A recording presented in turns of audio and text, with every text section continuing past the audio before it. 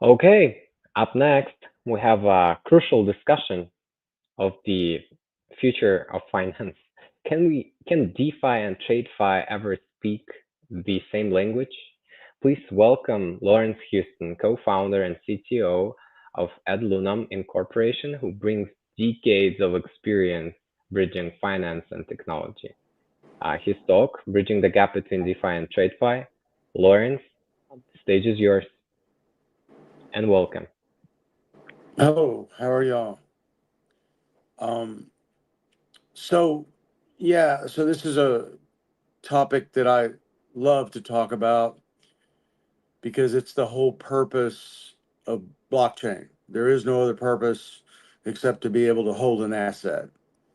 It doesn't make any sense to use it for anything else. But a little bit about me.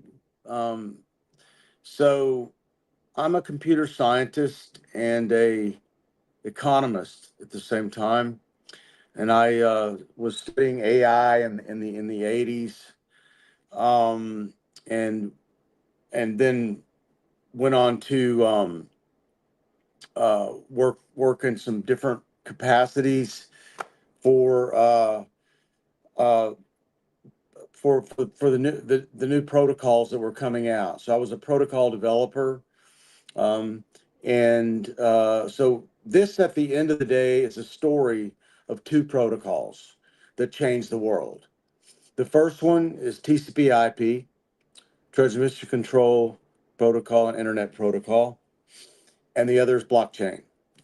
So basically, the before we had TCP/IP, there was an internet, and what it did was it went around the world every night and dumped down onto your computer the portions that you subscribed to, and would keep going around the world.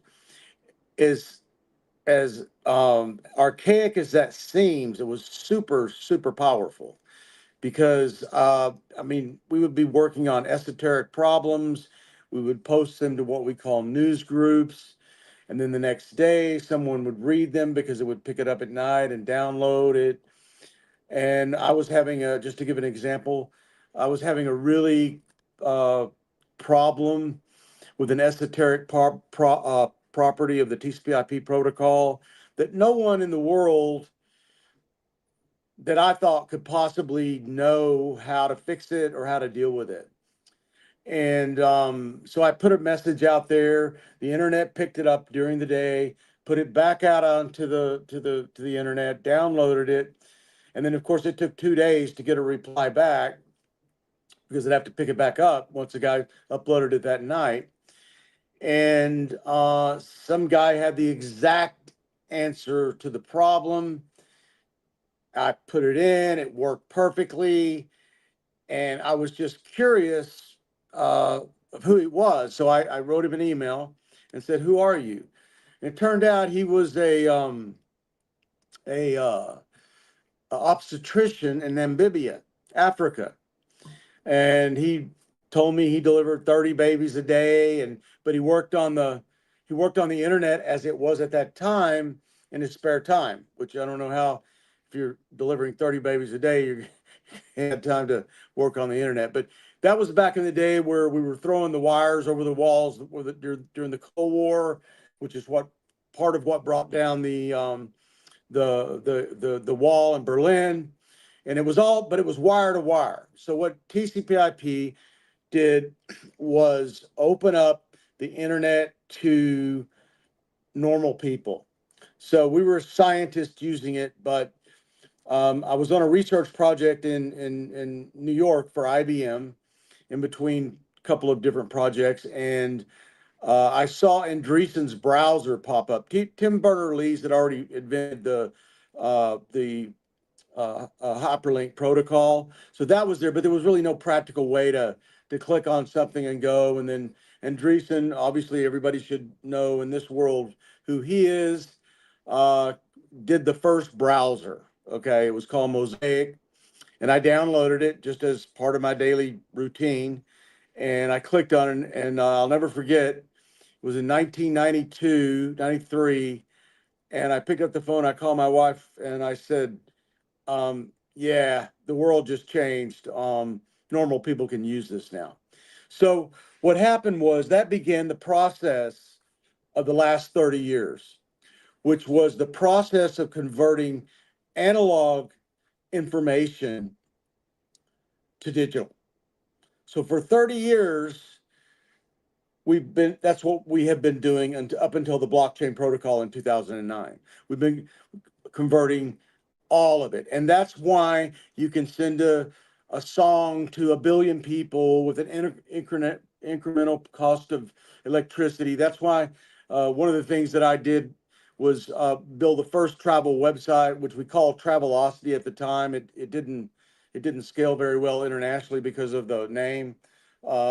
Had some different meanings in some different languages, but we ended up selling out to Expedia. So you may know it as Expedia, but we March the 11th of 1996, there was only two ways to buy travel. One is you called a travel agent. The second is you call the airline or the hotel directly to book your travel. March the 12th of 1996, when we launched Travelocity, so we had there was 15 million internet users in the United States at the time. And so 15 million people could buy travel on the internet. And 99% of the travel agencies in the United States went out of business. So that's what happened during the last 30 years. To the asset impact of it was that 99% of the there's an index in the United States. I don't know how many people are from the United States, called the S&P 500. You probably should have heard of it. It's the top 500 companies in the world, and they're ranked by their returns. So for the last years, 99% of the returns on the S&P 500 have been from this magnificent 7 companies that were involved in the digital transformation of information. Microsoft, Google, Amazon, all of these companies involved in that. So that's really the impact of it. And that created an economic energy, excuse me. And then in 2009, there was a new protocol that came out called blockchain, however you want to say it.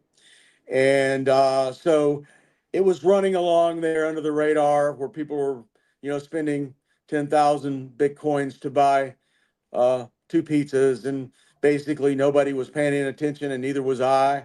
In fact, I had friends of mine buying it, and I was telling them, I'm a computer scientist, dude, don't buy that. That's a Ponzi scheme. And so went serendipitously to a conference in Slovenia, in Marlborough, Slovenia, up near the Austrian border, and it's a ski resort in the middle of nowhere. People from all over the world were there. Turned out it was a blockchain conference, and I'm like, wow, I better look into this. So this was 2018, and that's when I began working in the blockchain world. And so what we have now is not the conversion of information from analog to digital. We have the conversion of analog capital to digital. So that's what blockchain's about. It's about assets. There's $900 trillion worth of analog assets in the world. If you look at the market cap of crypto, you'll see that about 0.1% of that has been converted to digital, the blockchain. So it's not really a matter of TradFi fitting into blockchain. All of those assets are going to be converted to the blockchain. And so the value of that is orders of magnitude more valuable than the last 30 years that we spent creating companies that were 99% of the S&P 500, that some of them, Microsoft and others, are more powerful than nation states. So now here we go. We're embarking on this new journey. And I like to think of it as like when we first did the internet and everybody was trying to think of something to do with the internet. You know, what are you going to do? What are you going to sell? Um, and just to kind of give you perspective, this is how it was the Wild West. It was, the dot-com bust, boom and bust, where we had just to give you, we had a pet company that was pets.com. So they got that domain. Everybody's buying domains. And they were going to change the world by selling pet food on the internet. Of course, that sounds ridiculous today, but they were renting commercials during the Super Bowl, which is the most expensive commercials in the world. I think at that time it was for 60 seconds was up, $4 or $5 million for 60 seconds to have a commercial to tell you about buying pet food on the internet. So that's kind of where we're at with blockchain right now. It's like it's very confusing what it's for, but to be real clear, it's only about the conversion of analog capital assets to digital assets. Okay, so that right there, the $900 trillion of real estate, art, money, M2 money, all of these things are being transformed, but only 0.1% has been transformed so far. So it's not really about blockchain assets fitting into TradFi. No. TradFi is going to be changing into blockchain assets. So what's also important, and we've all heard about real estate tokenization, RWA, that's what it is. So the problem is, and why Bitcoin was the only asset that was created and now become a digital asset. Okay, the others are digital, but they're usually assets that are just made up, like an NFT. You make that up. A token for a company to make that up, and which is all of those things are securities because they have an issuer. But Bitcoin was the first one, and so one of the reasons Bitcoin was able to do what it did, and it's still continue to do it, and it's going to keep going, is that there was a market for it, and you were able to trade these assets on the market. And that's where, with all of these other real world assets, there's really no markets. So they're over the counter markets within their little subdomain. So if you've got a real estate tokenization company, you can have an over the counter market. If you've got a gemstone real world asset, you might have your own little market. And we saw the same problem with NFTs, OpenSea, Rarified. So those assets didn't trade correctly on the big exchanges like Binance or Kraken or those kind of things. So the willingness of the market to invest in these marketplaces that's going to make this happen have been delayed because of regulatory issues.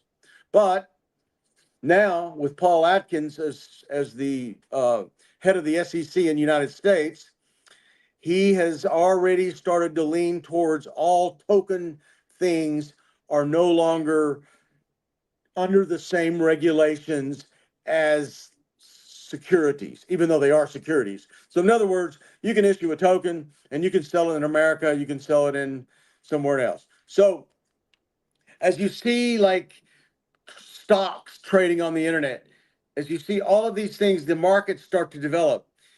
$900 trillion of assets are going to come into this space.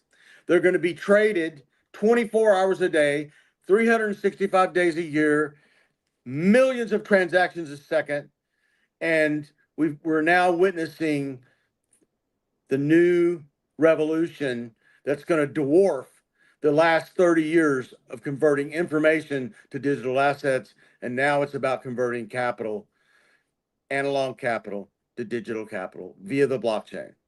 So that's the end of my speech.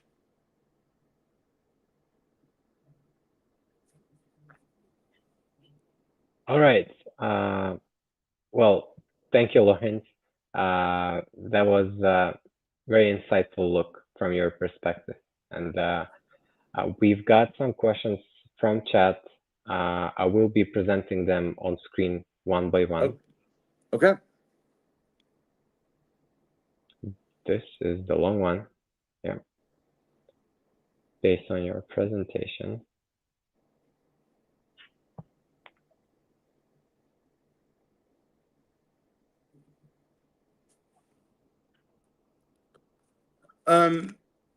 Yeah. So, good question. The the to me, the greatest barrier is markets. Markets are what made Bitcoin. Okay, it would have been useless to buy Bitcoin without a market, right? I mean, yeah, you can buy pizza with it because the guy took it for pizza, but we need markets. Like, we need markets that handle real estate. We also need decentralized exchanges that handle these things like this. So the biggest, our biggest, if I was going to be working in any area right now in blockchain, which is what I do, I'm going to be working tokenizing things, right? So diamonds, real estate, art, all of these things, and there's legal issues behind that you really don't have with Bitcoin. But then I want to be able to trade it on a market. As my real estate goes up, I want to be able to trade it on an open market, not OTC, not over the counter, behind the scenes, which you really don't understand the value. Over the counter trades do not reflect the value of the asset. So, I mean, they're done in the background, by people that that that are wanting to do it that way. So for you and I, for normal people, we want to be able to trade it. So that's all of those. I think working together, the development of these markets and the tokenization of these things. For example, stocks. All tokens when you. I'm involved with AdLunam right now, which I forgot to mention. Sorry, but we take companies public in the crypto space, but we're not necessarily limited to the crypto space because all tokens are represent is, and they should anyway, is the ownership of a company. Just like stock represents ownership of a company with different privileges, dividends, different whatever. And so you want to be able to trade that. So I want to buy my kid a new car, and I want to sell my part of the Empire State Building. I want to go on the market, know what the spot price is, and trade it and get some money and buy my kid a new car. So, but those things are developing, and I mean, that's the useful area of blockchain. So I hope that answers your question. Before we dive into the next question, there's the one from me. You mentioned the massive opportunity in transferring 900 trillion of analog capital to digital. Yeah. Could you elaborate, like, I mean, in let's say bullet points, shortly on the biggest hurdles preventing TradFi institutions from fully embracing this shift? Well, I mean, first of all, it was something new, right? Of So, course. so I can't think of a good example, but I mean, well, I'll give you. Here's a great example. When we launched Travelocity, which was the travel site that we built, the first one ever. Interestingly enough, one of our main problems was getting people to put credit cards on the internet. Like they didn't want to do it. They didn't understand it. So we had to launch a campaign with Citibank to tell people and show them the cryptography behind them putting their credit card into the internet and causing it to happen. So it was new, right? It took a while, right? I mean, for people to do their banking on the internet, it took a while, right? So all of these things. So that's number one. It's new. It's and you got people like Warren Buffett, who says, one of the greatest investors of all times, who says it's rat poison, or Jamie Dimon, who says, oh, guess what? there's going to be the final Bitcoin is going to be mined, and there's going to be a picture of Satoshi Nakamoto come up on the screen and go, ha ha ha, I'm going to create more Bitcoin, right? So, and so you have that, and then that's just one thing, and that's going to be overcome obviously with just these people don't want to take the time to understand it. They don't have to. If you're Warren Buffett or you're Jamie Dimon, you don't need to understand it. Like, what would be the purpose, right? To buy another 20 helicopters? So whatever. But so it's like like my dad wouldn't touch a computer, right? It's like I don't that thing would it'll break or something if I touch it. So that's one thing, and then but the parts that we need to be working on and building up is the tokenizations of these assets. So platforms to tokenize real estate, and there already are. Don't get me wrong, but or gemstones, which are different because they're not fungible, right? Um, uh, all of these assets, whether they're fungible, non-fungible, we need platforms to tokenize them, and also the correct um, uh, uh, chains for them to be running on, because some of these chains are not secure, right? They're just somebody's imagination of how they can create a consensus protocol out of thin air, and they're just not secure. So, I mean, if you look at BlackRock now, their real world asset tokenization is running on Ethereum, right? So where else would you do it? You can't do it on the Bitcoin network right now, but and so that's one. And I think one of the most important parts is the marketplaces. So if I buy this token of a Picasso, right, a third of a excuse me, a 100,000th of a Picasso, and I got it, and it's worth this much. And on the market, I can see on the spot market that it goes up double. I'm ready to sell, right? So I punch in and I'm gonna sell. That doesn't exist right now. So those are the things I think need to happen, and that we should all be working on in this instead of some of the things that I see. I see hundreds of projects every couple of months, and I mean, like I said, it was like pet food, selling pet food on the internet, in so, Yeah. uh, but anyway, yeah. So that's the answer to my question. Yeah. Thank you, thank you. Yeah, I completely agree. Market dynamics are ultimately the driving force, and yeah, thank you for emphasizing that. And well, appreciate the insights. Thank you. Here goes the another question. Okay.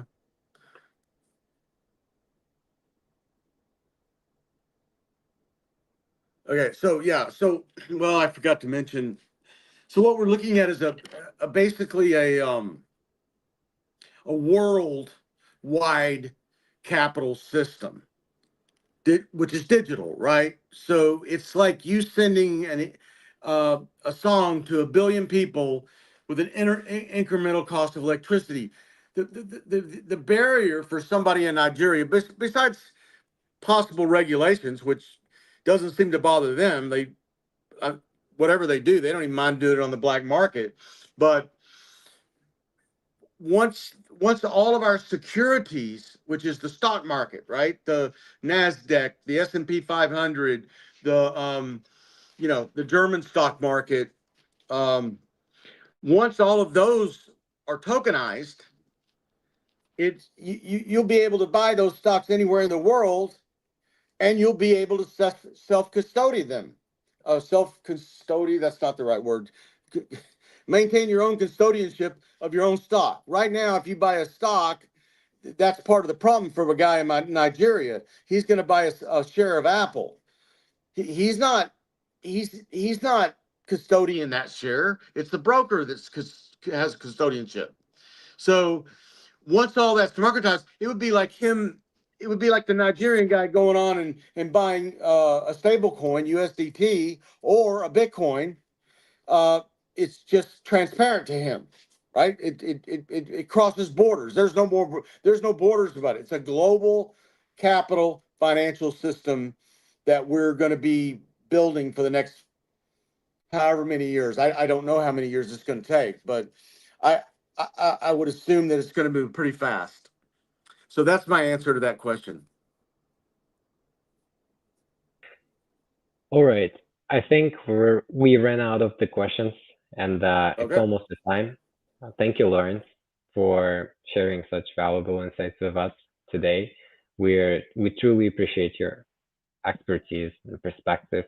We would be delighted to collaborate with you furthermore, and welcome back to our stage again soon. We have many interesting things coming up, and your vision is exactly something kind of thinking that moves this industry forward, and we would be happy to collaborate with you on that. Now, For sure.